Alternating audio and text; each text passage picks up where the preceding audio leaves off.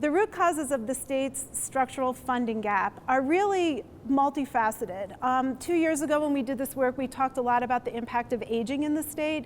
Something that's new in the work that we're doing right now is that we're looking at the impact of what the younger generation is likely to mean going forward in our economy.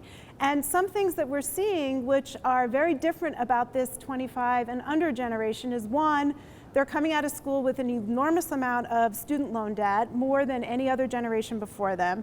They're having harder times getting their first job, and so it's the phenomena that I call your 25-year-old child is still living in your basement. And when you're still living in the basement, you're obviously not buying your own home, you're not starting your family, and so you're not spending in the ways that our tax system is really developed to tax. And what I mean by that is we tax with the sales tax the purchase of goods. A 25-year-old living in your basement, and I'm being a little bit facetious here, isn't buying as many goods because they're not furnishing a home. And because of that, we're starting to see some different preferences emerge from this generation. They're more into sharing. They're more into swapping. We've seen a proliferation of small little bread box sized share cars around the streets in Denver. They want to use those instead of buying their own car.